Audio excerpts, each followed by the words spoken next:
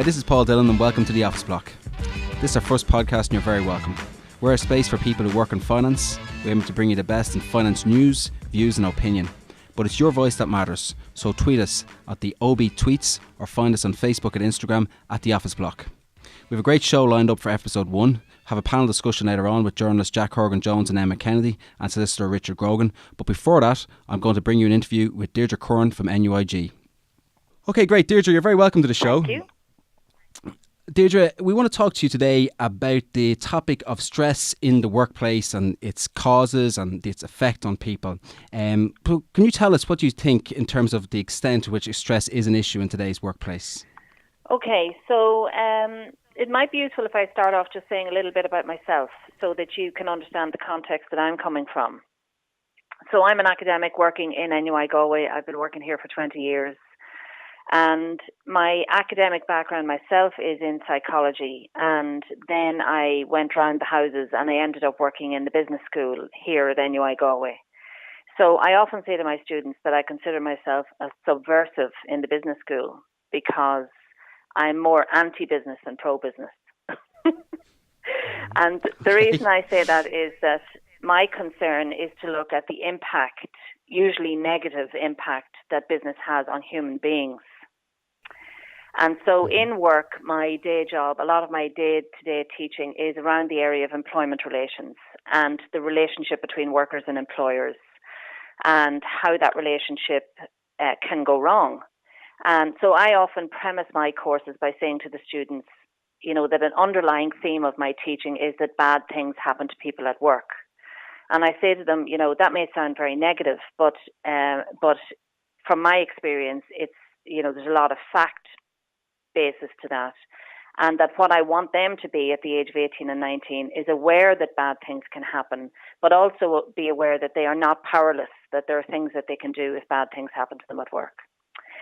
And so most of my teaching is around the employment relationship and employment law and workplace conflict. And then my research is around mediation as a means for resolving workplace conflict. So that's the kind of background that I'm coming from.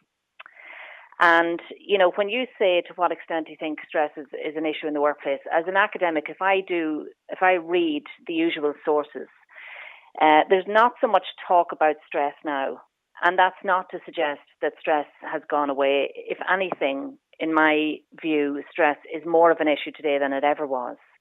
But the emphasis has changed. And so what they talk about in the academic literature is mental ill health and employee well-being. They're kind of two sides of the one coin. But if you read about mental ill health in the workplace or employee well-being in the workplace, and there's lots of stuff coming out around those two headings, it's stress. It's the same thing again, you know, so it's back to the old literature on stress. You know, the same things that cause stress in the workplace are causing mental ill health. Avoiding them will promote employee well-being. The consequences of lack of employee well-being is the same as the consequences that they wrote about in relation to stress 20 or 30 years ago. And the mechanisms for avoiding mental ill health and promoting employee well-being are the same as the mechanisms they talked about for reducing stress in the workplace years ago. So the term stress isn't as commonly used, but the fact of stress, because if you look at how the literature defines stress, it talks about excessive pressures on individuals. That, if anything, is worse than it ever was. Can I come in there at that? And I think you've hit on a really important point that we would see, we say, in the legal field. Yeah.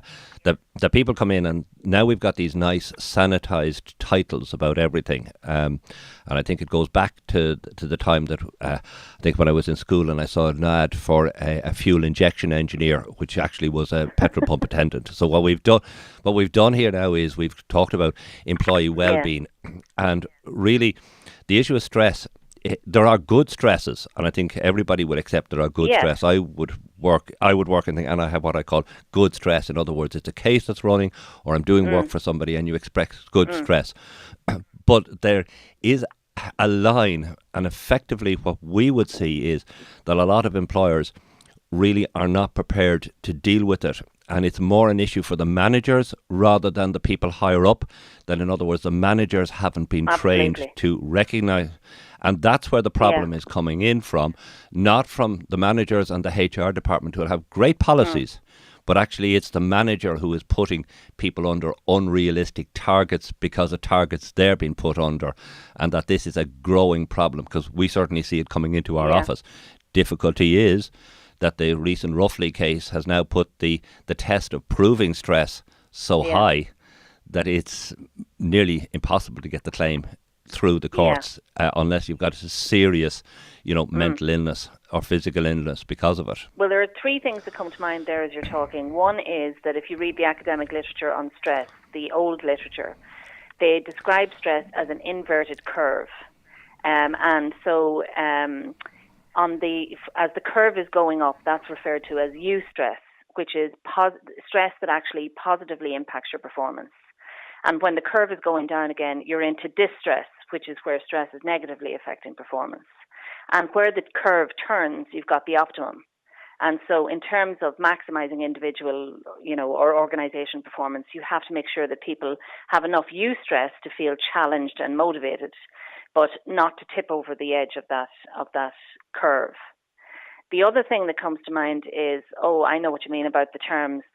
As an academic, there are terms in the literature that make my skin crawl. And I would rather talk about stress than employee well-being. It's almost a positive spin to make it look like it's not such a bad thing.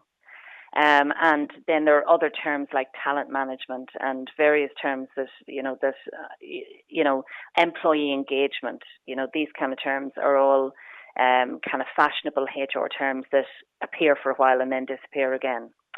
And the third thing that you said there that triggered something for me is, if it comes to a legal case, absolutely the role of line managers is critical. And, I had hoped that would come up at some stage. Absolutely critical is the role of the line manager. But they're often under huge stress themselves, and they're often not trained properly, and they're not supported properly, and therefore it becomes a vicious cycle. And then the last point from what you were saying is, for me, if it gets to a legal case, it's almost too late. What we need is interventions that will either prevent stress from happening in the first place or deal with it in a way that is as close as possible to source as quickly as possible with the minimum impact on people's lives and health. Well, I would have to agree with you on that. Solicitors' offices make their money out of these cases, but our approach would always be, and I think most solicitors who do employment work, is that we don't want to see these cases coming in, because that means that management has fallen down, and nobody in my profession goes around and wants somebody to be injured, and stress is a form of injury that often can have far greater effect on people than a broken arm or a broken leg in a car accident case. This can be a lifelong issue for them. Deirdre, just coming back to some of the issues around language, to what extent do you see stress as a health and safety issue in work? Because I'm guessing that a lot of employers don't want to see it as part of a health and safety issue. Right. Well, it absolutely is a health and safety issue, but I would be concerned about it being restricted to that kind of pigeonhole. But it absolutely is a health and safety issue, because one of the consequences of stressed individuals is they're more likely to have accidents and incidents in the workplace. And the second point about health and safety is your employer has a duty of care to you. And so, under the health and safety legislation, they're obliged to provide, a safe workplace. And that's not just safe physically, it's safe mentally as well. So it absolutely is a health and safety issue. And if you read some of the stuff that's been written around mental ill health, which concerns me greatly in the modern workplace, and it's very related to stress, some of the statistics or the figures that come out are pretty stark. So I've a couple of them just jotted down here beside me. So go ahead. Last year in the UK, over 480,000 people reported that work-related stress was making them ill. And I get very animated about this in class, because I say to the students, no employer has the right to make you ill. And yet workers are becoming ill in the workplace because of stress. There was another statistic that 1 in 4 of us will experience mental ill health at some point in our lives. It's going to happen to 1 in 4 of us at some point. and that might either be caused by work or be caused by circumstances outside of work. And so mental ill health is a huge issue in the modern workplace. And years ago, stress used to be, there was a real stigma around talking about stress. I think that's improved a lot. Now the stigma has shifted to mental ill health. People don't want to talk about it, and yet it is a very very significant issue. There was another Bupa did a survey, and they found that 40% of workers had experienced depression as a result of being stressed. 21% of their respondents had experienced prolonged stress for over a year, and 12% were close to breaking point. So it's pretty shocking. We all know that stress is an issue. All of us experience stress. Can I say to you, I think you've raised a very important point. And one of the things I think that the statistics don't show is that it's people who are stressed above individuals who actually cause stress to other people, so that this is a kind of a vicious circle that unfortunately, if employers look at it the right way, if you eradicate stress, you increase productivity, and therefore you actually increase the bottom line. So so dealing with stress shouldn't be regarded as a negative. In fact, actually, it's a positive, because if you have a sick workforce, they're not going to be as productive as a healthy workforce. And if you've got a healthy workforce, they make you more money. So it's actually good business to have a very positive attitude, and to have a positive attitude of reporting problems early, because when they're reported early and the HR department is properly trained, then it can help resolve the issues by getting proper treatment. Jack, just go to you there. Yeah, Deirdre, I have a question. So we hear a lot about how employment in general is becoming more tenuous, right?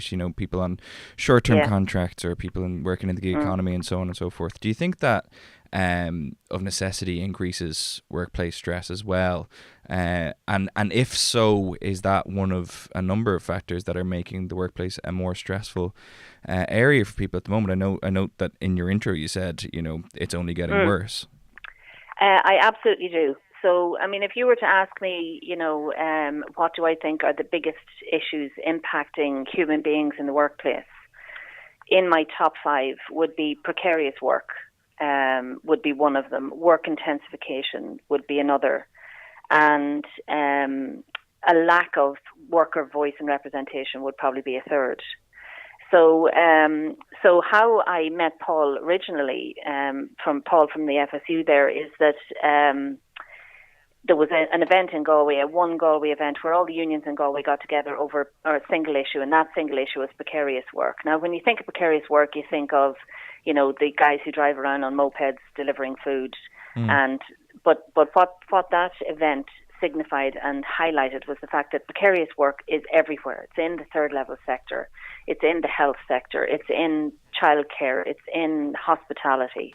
And what precarious work is, what it represents for me, is a tipping of the balance of power back towards the employer in a way that is negative for workers. So I'd say non-compete contracts would be another example of that, would they? Yeah. And so the power is all in the hands of the employers, and they are determining when people work and how long people work for. And when people are on precarious contracts and they have no control over their working life, then that is extremely stressful and can have consequences for mental health, and makes people insecure in terms of their job and insecure in terms of their finances and their ability to live. So I like the phrase that you're using, work intensification. I think really we need to stop putting some of these titles on it. This is what I call 24/7, 365 working that has been brought in. And rather than putting that kind of a title, which does to a certain extent sanitize it, what we're talking about is people working very long hours, 7 days a week, and that it's the problem on it is, and I don't criticise academics, we all like to put a nice title on everything, and titles sound very good. Criticize academics all you like. Well, I do most of the time. So don't worry about. Yeah, but I read a lot of the stuff that they bring out. So, but what I would say to you is, I don't like that phraseology. I actually like that we use what I call yellow jam, not marmalade, and it's called working too many hours.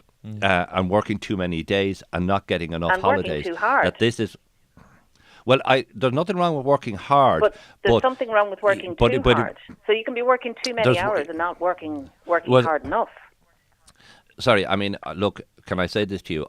I take a view that somebody comes in and they have a 9-to-5 job. They have their breaks, but other than that, they're down there to work. However, it's the 24/7 approach that is wrong. And what I call it now is the US system. In other words, you have huge presenteeism in the workplace, spending a lot of time having meetings about nothing, and sometimes meeting about agendas, rather than actually getting down and doing the work. And that if the work is concertinaed in, people get their breaks and their rest periods, but it's this fact of being in and available at 6:30 on the email and still doing it at 11 o'clock at night. That's the problem, and whether they're even being productive is another issue. Electronic communication has a big responsibility there. And I mean, there are companies in some countries of the world where there's a ban on contacting people through electronic means after working hours. But we don't have that here, and so you're online, even if you're not in the office, you're online for a lot of your time. And one of the reasons that people go to work is for social interaction. And I mean, I work as an academic, and I know people would have perceptions about what it's like to work in academia, but I can tell you that I would hardly ever sit down and have a cup of coffee with my colleagues, and I would hardly ever have lunch with them. I'd more likely go downstairs, get the coffee, bring it back up, and continue as I am. Deirdre, can I just come in at two things that struck me about what you said? You mentioned the term voice at work.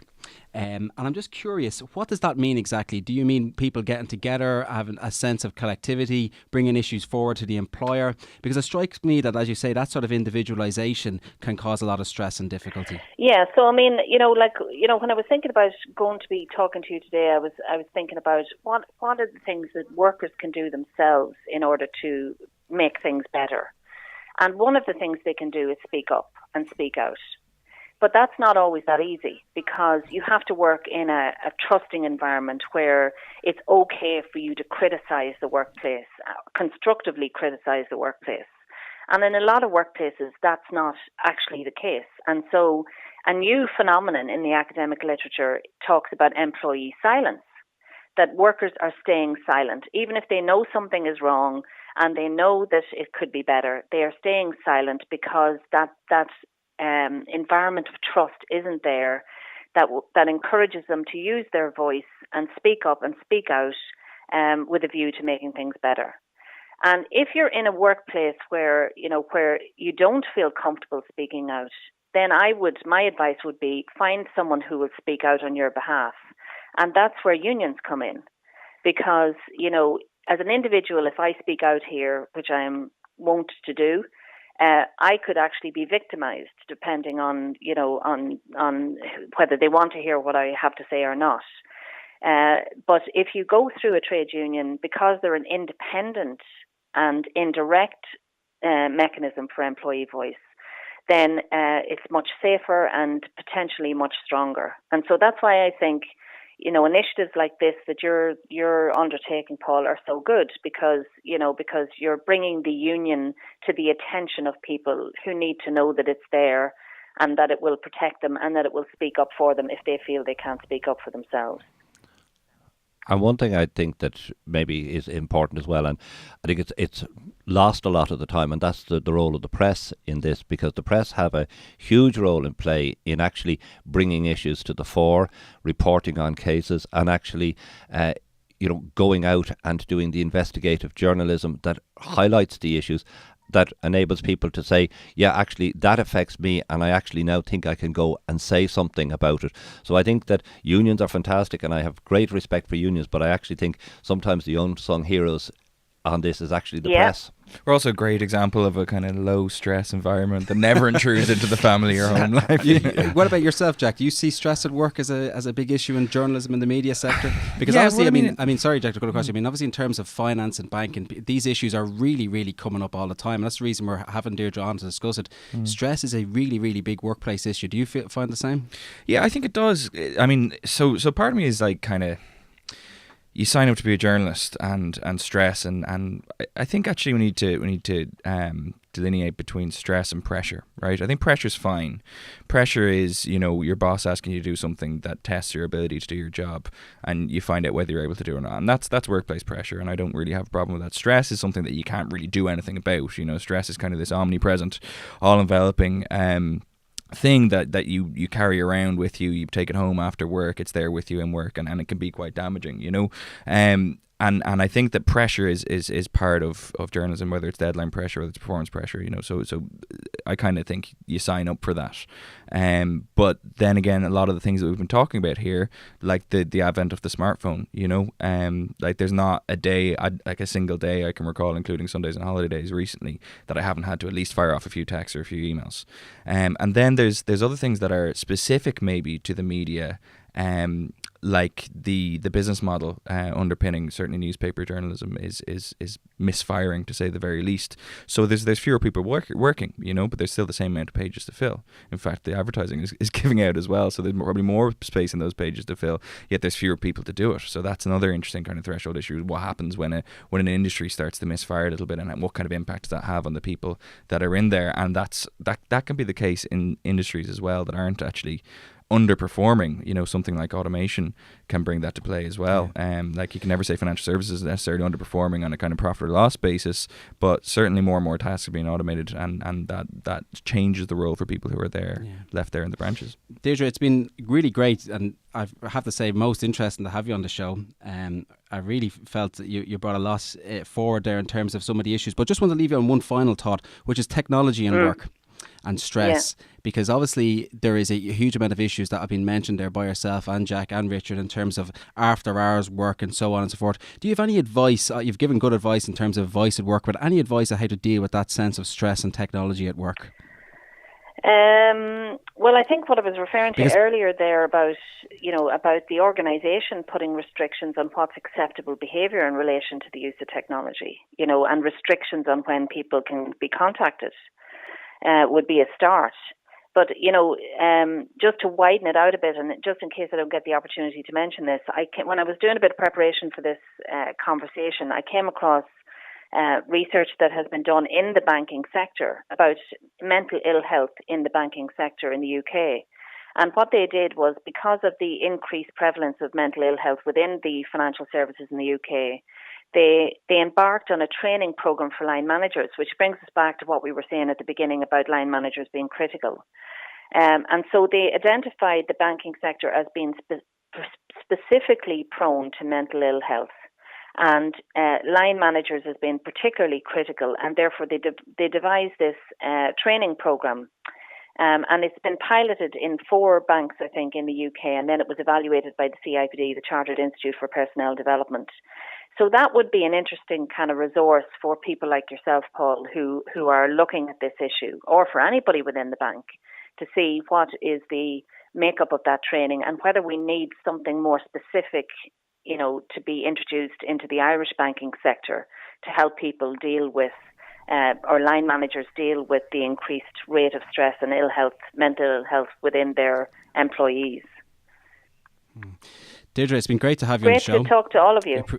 We'll have you on again, and thanks very much for joining us on the Office Block. Okay, thanks a lot. So that was Deirdre Curran from NUIG.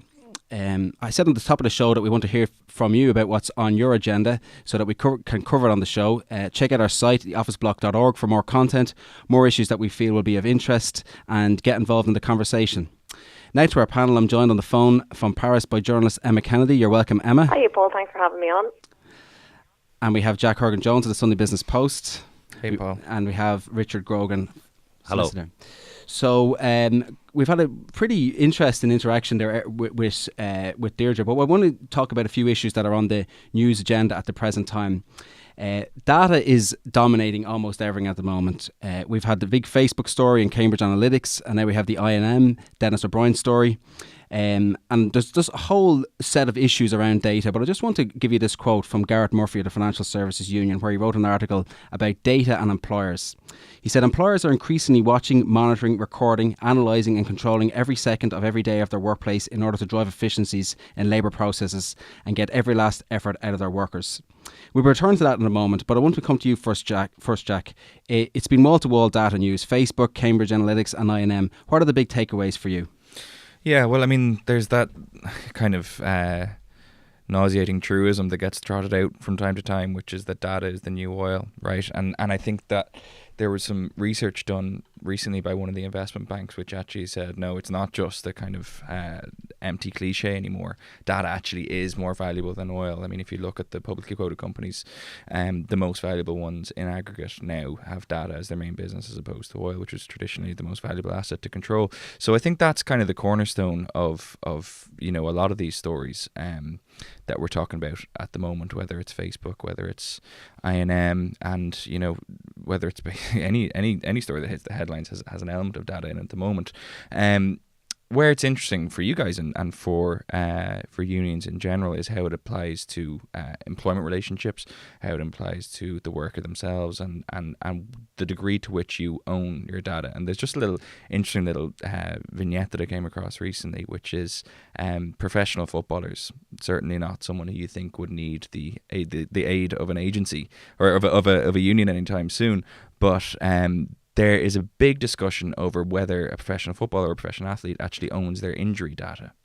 So because it's data, that pertains to my broken leg or my broken arm, you would think automatically, this is my data. It's about my physical body. But of course, if you were looking to buy that player, or, if you were looking to whether or not to give that player a new contract, it's going to be very interesting to you, the strength of how that fibula has healed, or whether that skull fracture is going to reoccur, so you can see how there is this crossover dynamic between that which arises in the physical, or in the employment, and whose right it is to control it, and how it affects your employment rights going forward, and indeed your earning power going forward. Mm-hmm. And in terms of the big issues that we've had in the media in the last number of weeks, Jack, we've had wall-to-wall data. What do you think is there any lessons that we can draw from that in terms of don't trust Facebook. And what about trusting your employer? Because I&M is an employer as well as a media outlet. I think the one of the real object lessons that's going to emerge from this, right, is the idea that you have to be extremely careful with your data, because I think there was this lazy assumption amongst people that you could trust the people who you were providing your data with to behave in a responsible way. And I think that the Facebook scandal has really undermined that idea. And Facebook in the public mind has gone from, this platform that was all about connecting people and all these kind of fuzzy, feel-good ideas, to being seen, I think, more accurately as a bad actor and someone who has not lived up to the duty of care they have over your data, and in fact is more interested in your data than your well-being, and is more interested in exploiting that for its own profit than connecting people or anything like that. Do you know what I mean? So I think that's the main object lesson to emerge from that. And then you have the I&M stuff coming on alongside that, and you realise that your employer is in an extremely effective place to gather data on you. And a lot of this stuff goes back years as well. This like some of the emails that are being talked about in relation to I&M go back to 1999, when data was certainly a lot less omnipresent, and the capacity to gather it and so on and so forth was a lot less omnipresent.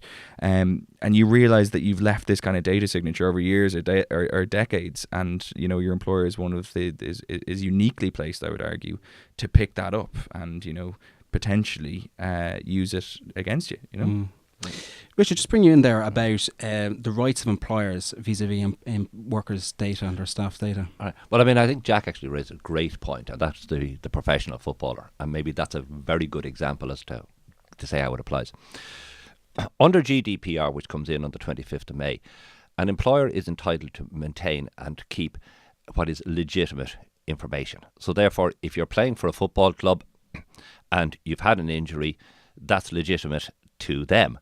However, if you're playing for Manchester United and you've broken your fibula and they're thinking of selling you to West Ham, cheap, they can't turn around and say, well, here's his medical report, because that's personal to you.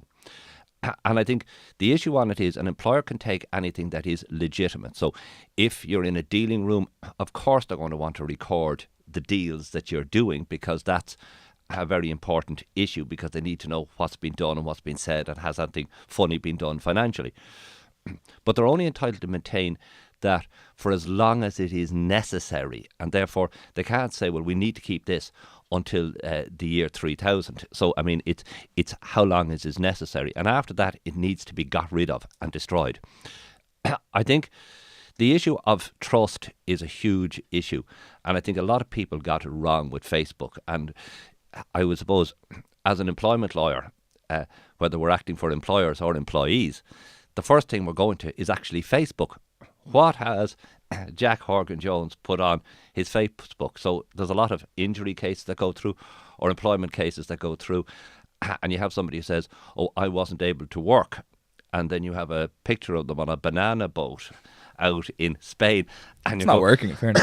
Yes, and you're going, yeah, well, if your back was that bad that you couldn't work and you couldn't seek work, how were you on a banana boat? So I think one of the things that people have is the issue of trust is now, with come the 25th of May, you're going to be entitled to say to your employer, what information do you have on me?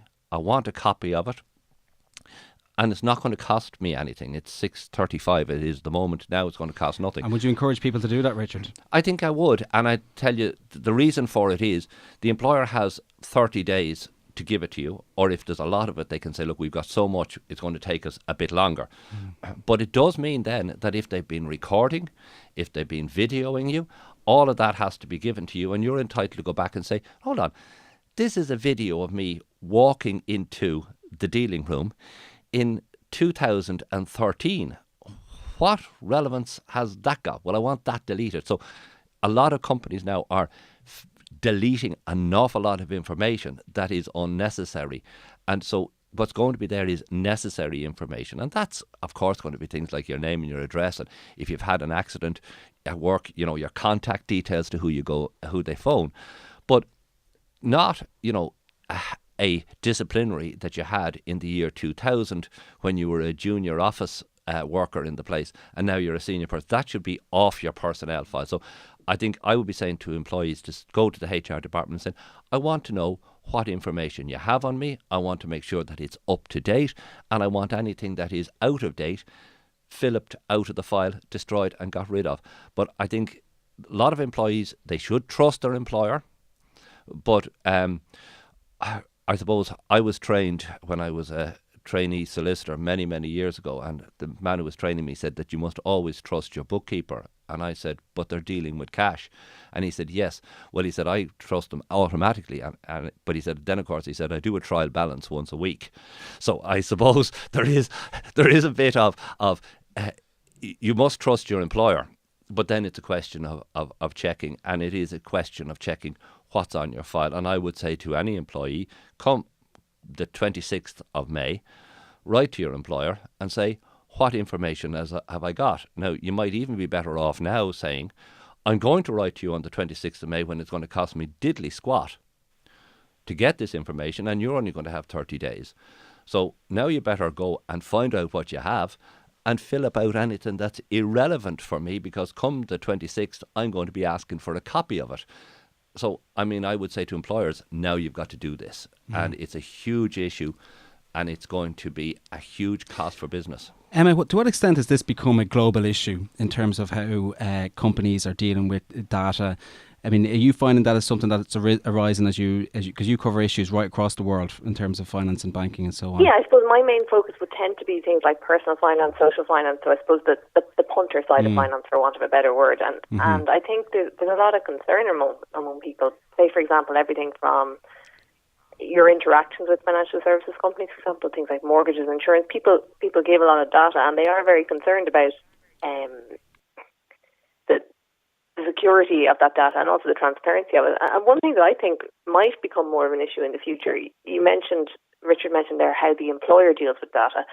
And I suppose if we look at labour markets where we have tightness, I wonder in the future, could this become an issue? So if companies have data breaches and are seen to not treat their employees' data with sufficient care, or seem to hold stuff that they don't need to, or record things that employees feel uncomfortable with, will that then become something that nearly becomes a labour market issue in time? That people choose employers based on, in the same way they now look at things like what's the pension plan like, or what kind of salaries, or what's the culture in that company. Does data become part of company culture, and their approach to data become part of employment, people's approach to hiring? Well, they're going to be, come the 25th of May, employers are going to be liable to be prosecuted if there's a breach of their staff data. So, it's going to become a major issue because it's going to be the one of trust. Either they're trusted to keep the data correctly and to make sure that only proper data is maintained, or they're going to get a very bad name if they end up being fined, because the employee now can sue them for both not getting the information, or if they have released their information. So, this is a major area of litigation that's going to come down the road. So it's just good business to make sure you keep it safe. But I agree with you fully, Emma. And they're quite chunky fines as well under GDPR. And I know I've only heard this discussed in the context of what Facebook could be hit with, and ultimately it doesn't really matter what Facebook could be hit with because they've got so many billions offshore. But I think the figures are like 4% of global turnover in the worst case scenario. Yeah, I mean you're talking about millions. Yeah, I mean so this is not something that is down to the district court slap on the wrist. This is major money that can be hit. So that this is a major issue of trust. And I think financial organisations will be very careful to make sure that they attract the best people by being the best data per firms. Challenging as well presumably for employers, right? Because there's going to be a cost of compliance to all this too. Well, we've had a couple of years, but like anything else in Ireland, we rarely get round to it until after the legislation has come in. Let's look at another issue that's been in the news a lot recently, which is Brexit. I'm interested, Emma, in talking to you about this because we've had a huge debate in the papers and there's been yards of print, acres of print about Brexit and what it means and so on. But I'm interested in bringing you in because we want to have a conversation about what the financial services sector in Ireland looks at post-Brexit. And you've written a lot about the social finance and what that might mean. What role could social finance play in the finance sector in Ireland post-Brexit? Well, I suppose maybe just to park the Brexit question for a second and look at social finance more broadly. I suppose within social finance, it's a very broad church. It encompasses lots of different things. And I think people's understanding of it might vary from one person to the next, but it's everything from lending to social enterprises, lending to charities, impact investing. So that's like bonds that are a pay for success bond.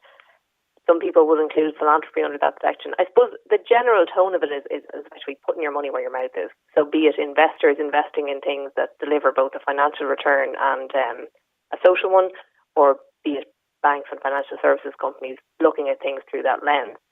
But I suppose it seems to be a market across the world, both in Irish context, UK and beyond, that is getting a lot more traction. And there's a sort of talk. I interviewed someone before Christmas on this, and he likened it to that impact and sustainability is effectively the Silicon Valley of finance. It's the bit where financial services companies are interested. It's where the innovation is.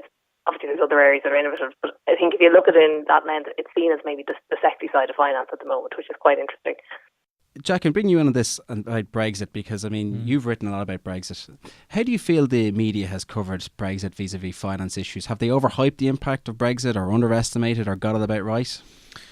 Overhyped. No, I don't think it's possible to overhype Brexit. Really, it's such a fundamental realignment of our main trading partner with one of our other main trading partners, right? And it's going to be just a huge thing, and also then you have the political element, whereby none of the main actors really seem capable of dealing with it in any way that would inspire you to think that it's going to be anything but a total car crash come next March. But in terms of the impact on Ireland, in terms of the impact on Ireland, So there was always this idea, right, that Brexit was going to be terrible, but it would be balanced out by this surfeit of finance jobs that were going to come from financial services companies relocating from the UK. And I think a couple of things have happened there. First of all, I don't think we're going to get the kind of big bang effect of 20,000-30,000 jobs coming over.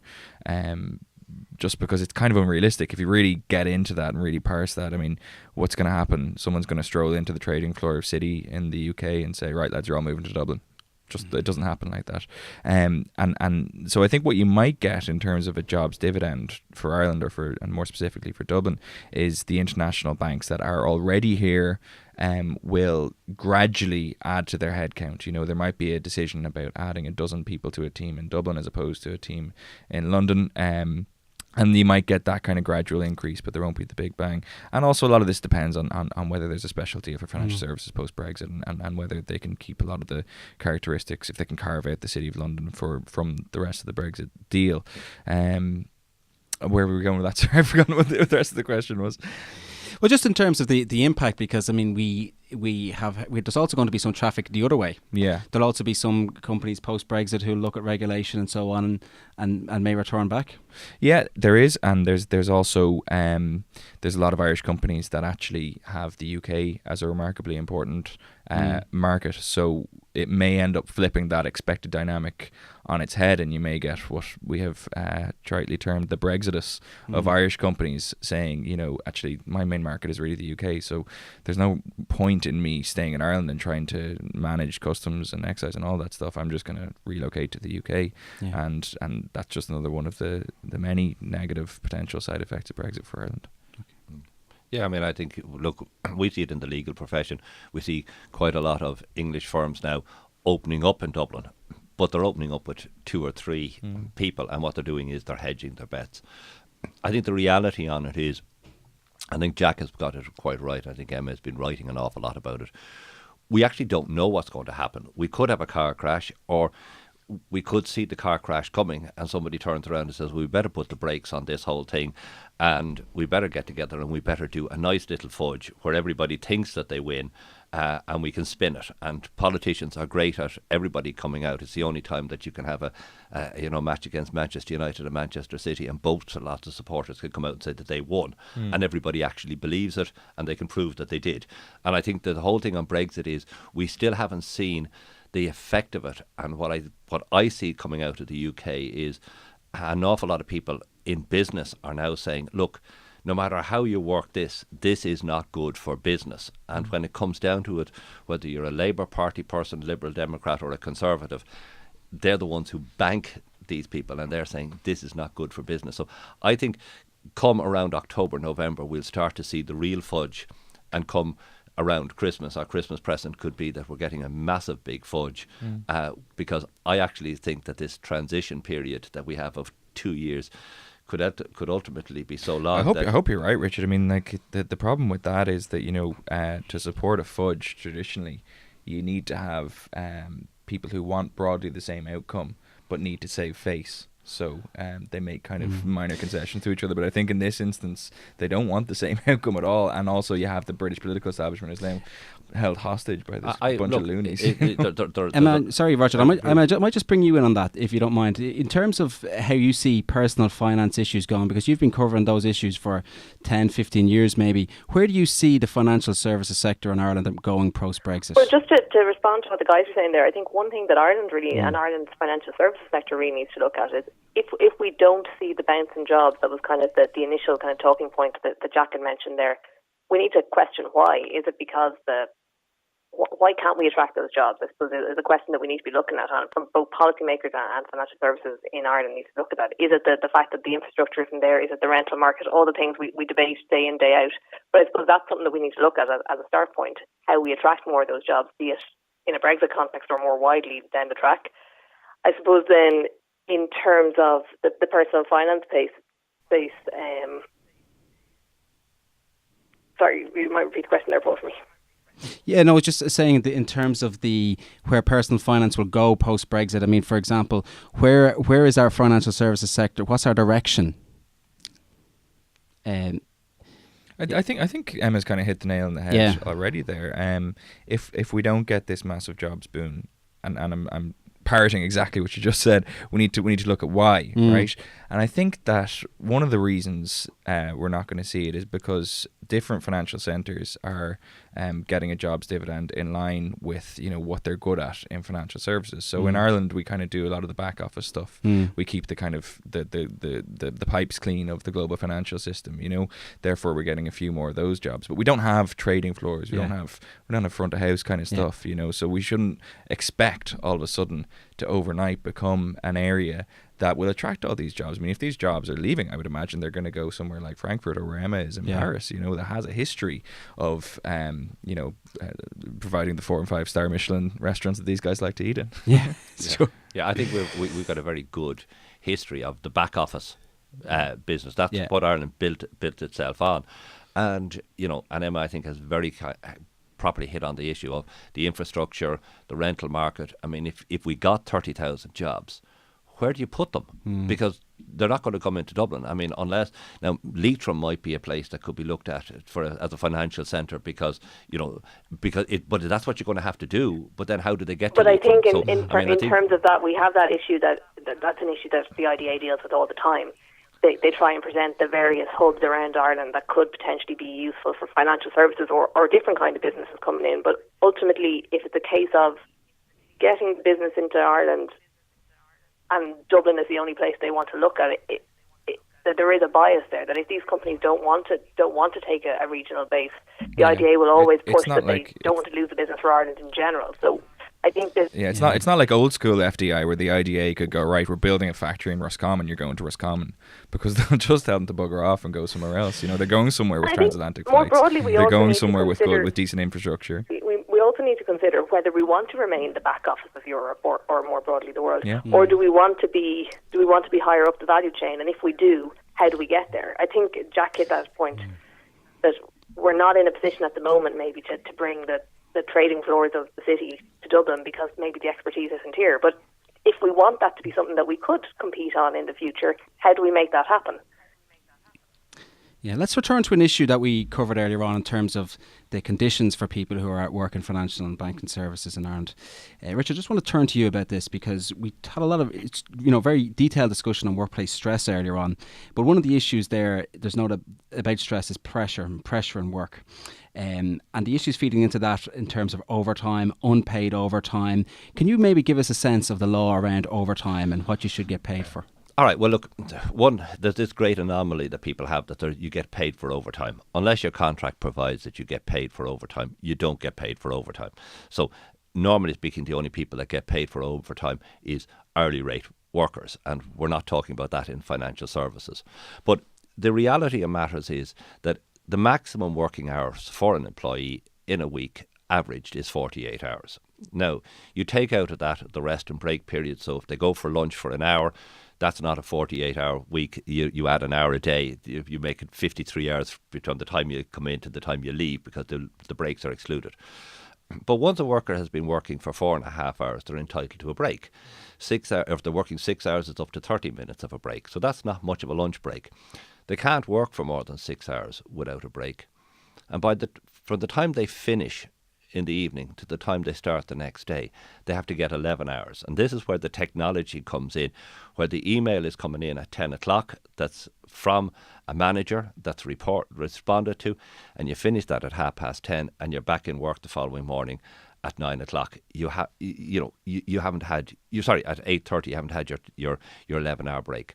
So the answer on it is it's 48 hours maximum and it's 11 hours between breaks, between finishing and starting the next day. But the big one that's coming in now, and I'm seeing more and more of it, is people who are not getting their holidays. And the law actually says that you're entitled to 2 weeks uninterrupted leave. Now, it actually uses the word uninterrupted, and that comes from EU law.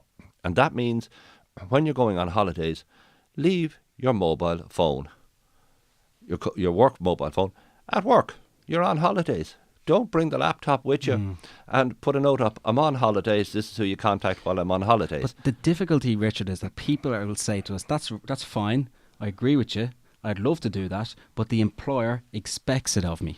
Well, then the employer, if the employer if you go off on your holidays for 2 weeks and you come back and the employer has called you into the disciplinary, then you get onto the union and the union fills out a form that they send down to the WRC saying, I have been penalised for exercising my rights under the Organisation of Working Time Act, and it's unlimited jurisdiction, and can I have my compensation? Do you think there's an issue there, Richard, that people, it's all very fine and well that the people know that they're entitled to something, but they fear that maybe the cultural backlash in a company, that if they're seen as the person putting up their hand and say, well, hold on a second, my entitlements weren't held up, that it marks them out as someone who potentially isn't going to get the promotion they desired, or they feel like they've broken their back for 5, 6, 7 years doing those kind of hours and they want to see the payoff, so they don't want to be the person that puts their hand up now. And there's almost a culture of fear in organisations, and I suppose that's a problem. Emma, you're absolutely right, and I suppose I would see this on a daily basis with people that come into me. Again, normally when they've come into me, the question they'll be asked is, how much of a fight do you want? And generally speaking, by the time they've arrived in the solicitor or the union, that's exactly what they want. And you're seeing people now who are working what I call 24/7, 365. And they're coming in, they've got stressed out, they don't get the promotion, they haven't got the stripe for the senior management post, they haven't been given the BMW, and they're turning around and saying, all right, enough is enough. You're equally getting people who are saying, look, I actually have got to the top. It mightn't be the very top in the organisation, but it's the top where I want to go. I want to be able to go to the school plays. I want to be able to go to the teacher meetings. I want to be able to go to the birthdays. This is what I want to be able to do. I'm happy where I am and I'm happy to stay there. But a lot more senior people now, I mean, if you look at the workplace relations and you look at the Labour Court decisions, they generally speaking are people on lower grades who are bringing the cases. Some higher grade people are coming in. But it's surprising, if you take a financial organisation, a big financial organisation or a big company, who has one worker who's going down saying, I want my 2 weeks uninterrupted leave, I got put under a disciplinary or called into a meeting because of it, I'm going to fight my case.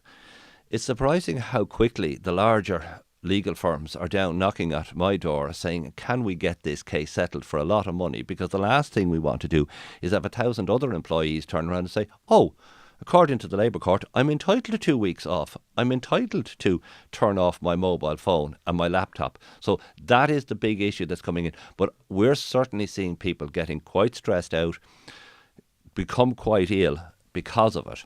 And the issue on it is, this is health and safety law. So the fact that the employer says, well, we need somebody to be contacted 24/7. The answer on that is no. This is health and safety. And it's no different than having, I would regard working people like that as no different than having an electric socket where you've got 2 live wires stuck into and you've no plug. Somebody's going to get injured. So it is a health and safety issue. And Jack would see this quite a lot. And Emma, I mean, I think that the fear factor, that has to be taken on by unions or solicitors to actually fight these for people. Yeah. Just bring you in there, Emma, because I'm conscious that you wrote an article for the Sunday Business Post a few weeks back about interns.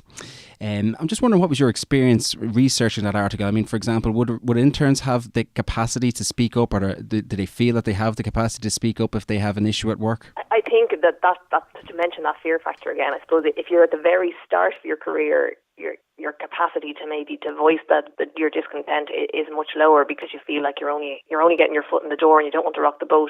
And unfortunately, I think that the fight that Richard mentioned there, the people who are willing to take on the fight, unfortunately, aren't the interns. And interns are in such a dubious position in companies, in that they don't have any legal footing. There's no legal definition in our employment legislation of what an intern is. So it comes down effectively to the sort of nature of what they're doing. So if a person, for example, is working under a contract of employment, they then should, in theory, have the same protection under employment law as other employees. But the nature of the relationship between an intern and a company is often a bit of a grey area, because sometimes someone could be sitting there shadowing a working employee in the company and they're not actually carrying out tasks. Other times, and we've seen plenty of cases of this, and Jack has written extensively on JobBridge, for example, cases where interns are effectively being used to do work at no cost or very little cost. So I suppose in a situation where an intern is effectively being exploited, they don't really have have much of a leg to stand on, because maybe they feel, well, I want to work here, I want to work in this industry, and I don't want to be the person who rocks the boat. And I think that's a very unfortunate position for them to be in. And then you also have the scenario where most of them, or a lot of them, are unpaid, and we create almost an elitism around interns, because you can only afford to work unpaid potentially if you can live at home. So that rules it out to people who live in the area of the company or whatever. So straight away you have a Dublin or an urban bias to it. So I suppose, yeah, I'd love to hear Richard's view on that. I would say that interns are in a very dubious position, that we need to look at it legally. The UK, for example, has done a working practices review in which they specifically highlighted exploitative unpaid internships. I think Ireland is behind the curve in this, and it's something that we need to look at, because it's across every industry. You've got it. In my own experience of working in media, it would be somewhere there'd be a lot of internships, finance, law. It's not limited to any one sector, and I do think it's something that we've dropped the ball on legally. All right, Emma, can I come in there? I mean, I actually will disagree with you in one way and agree with you in others. The definition, there is no definition of interns. They're workers, and under all our employment legislation, they would actually be classified as workers. If interns have come in to me and said, look, I didn't get paid, I've been exploited, and I'm really annoyed about the fact that I did 6 months in this company or 3 months in this company, and, you know, I had the promise of getting a great job and I ended up getting nothing. What can I do? And I'll turn around to them and I say, well, there's 9 claims I can bring to start with. And they say, well, I haven't even given you the instructions. And I say, well, I know there's 9 claims to start with. So we can start with those, because you didn't get the national minimum wage. If you didn't get the national minimum wage, you didn't get paid public holidays, you didn't get paid your annual leave. Chances are you were running around doing all kinds of hours, and you didn't get your rest breaks. And we can usually work out about 8 to 9 claims before they even give us the instructions. And where this happens, again, the employers tend to jump up and down and say, oh, they were an intern. And we say, yeah, if they were a job bridge intern, then there was rules and regulations. If they were this new category of, oh, we're giving an internship. And it, to be honest with you, it's everything from restaurants, which appear now to have interns to be trained how to serve a table, you know, for a week, unpaid. And it happens in the financial industry as well. I will accept a situation where somebody's coming in shadowing somebody. In other words, they're not going to do anything. They're just going to walk behind and see somebody, and they're going to do that for a week or two. And that probably covers off the sort of transition year scenario, potentially, where you're just sitting in an office. Yeah, that's sitting in an office. But it's the person who's brought in and is sat at a desk, and they follow somebody for a couple of days, and then they're told, look, here's a load of forms. I want you to go through them and deal with them. They're workers, and therefore they have the same rights as any other worker, and they have to be treated that way. And we have this great thing that comes out and says interns. Well, I have a simple thing, they're workers. And have you seen, Richard, have you seen companies kind of say, in cases where you've dealt with those kind of cases, would you see companies argue that the person they're not under a contract of employment, they don't have any defined tasks, they're just partaking in, I suppose, an educational exercise, for want of a better word, that they're there? Yeah, I suppose that the defence that people put forward? I'd just be interested to see how they can possibly post a job and then claim that it's not a job. Yeah, we get that defence all the time, and it usually takes us a couple of days to respond, because it takes us that length of time to get off the floor with laughter. When they raise it down in the WRC, they rarely get to the Labour Court on those, that they won't get to the Labour Court on those. Again, usually the adjudication officer has to rise for about 15 minutes because they go outside and bang their head against the wall. There's guffaws of laughter, and they come back and say, well, I haven't made a decision yet, but if you want to run that, I'll make sure that I put Mr. Grogan's name in the decision, because he'll be quite happy to be on with Jack or with you writing an article about how the employer claims that you are doing all of this work, but you are some sort of supernova of an entity that really nobody can understand, like a black hole. Yeah, you're there, you're doing all of this stuff, but you don't really exist. The answer on it is, they usually wise themselves up very quickly, and the checkbook comes out and the glowing reference is given. So I think the answer on it is, there's a problem. The problem on the interns is that people like the Workplace Relations Inspectorate aren't going out, checking these things and coming down hard. The transition student who comes into a solicitor's office or a financial institution to see what's it like, what we would like, and it's very simple. They're not able to do anything because they haven't got a clue what they're doing. So they follow people around, and it all looks very exciting.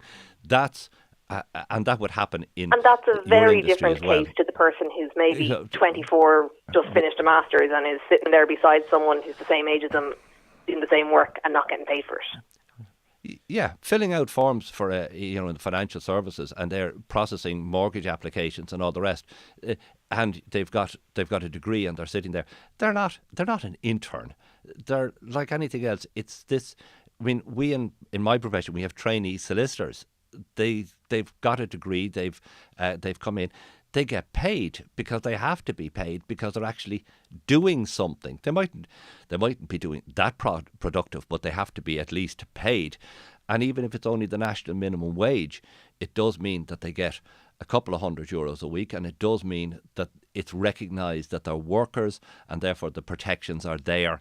And they get their holidays, and they get paid their holidays in advance, and they get their public holidays, and they're actually able to take on the role. So it strikes me though that there's a twofold problem. I suppose the first problem is that the interns themselves maybe feel disempowered. They feel that they don't have a choice but to just accept whatever conditions they're offered, put up and shut up, which is a horrible position for them to find themselves in, and a very unfair one. But maybe there's a need for, be it in colleges or through career guidance, or I'm not sure in what format, but more to raise awareness around them that they have got the employment rights, because maybe a lot of people don't understand that they do in the way you outlined. Well, can I say to you, there's a very simple thing. If they do bring a claim now, because it's in the Workplace Relations Commission, the claims are anonymised. So it's a worker versus an employer is what it's in, or a worker versus a financial institution. Their name isn't there, so they can actually bring their claim to the WRC through the union or using a solicitor. They can bring the claim down there, and it can be adjudicated upon, and it's completely private. And is it known to the employer though? Well, of course, it's known to the employer, but the employer has the But I think that's the problem for them. It's the fact that the employer, and potentially the company of their dreams that they've always wanted to work in, now knows. There's this kind of disconnect, really, isn't there? Because they can make a complaint to the inspectorate, and they can say, "I don't want this to be." I suppose one thing that's kind of recurring here is that there's this disconnect between the employment rights legal architecture, which is in theory available to all workers in the state, right? And then what people might feel is actually realistic for them to do in the context of their relationship with their employer. They may well not be labouring under the misapprehension that they don't have any rights. They may well know absolutely that they have certain rights, but exercising them, they may have made a pragmatic assessment, may be more injurious to them than tolerating. Let's put it over to the listeners, Jack, because if you've been affected by this issue, if you've been in the intern at work in the finance and banking sector, and if you want to let us know your experience, were you comfortable in coming forward with any issues, let us know. We're at the Facebook at the Office Block, or you can tweet us the OB tweets. I'm going to have to wrap up the discussion, guys. Lots more we could talk about, but we'll hopefully have you all back on the show again. Thank you very much. Thank you, Emma, for joining us. Thanks, Jack, and thanks you, Richard. Bob. Thank you. We've had a few people commenting on the music used at the start of the show. It's a hip-hop instrumental called King for a Day by a UK crew called The Passion Hi-Fi, and you can check them out at thepassionhifi.com. So guys, just coming up towards the end of the show, running a poll which is live now, and our question is, do you trust your employer to handle your personal data correctly? Please vote in the poll and spread the word. So thanks to our producer James, thanks to Garrett and Glenn at all the Financial Services Union, and shout out to the crew here on Headstuff for hosting us. Until next time guys, keep in touch with us on theofficeblock.org, add us on Facebook and Insta at The Office Block. We are the OP Tweets on Twitter, and we look forward to hearing from you.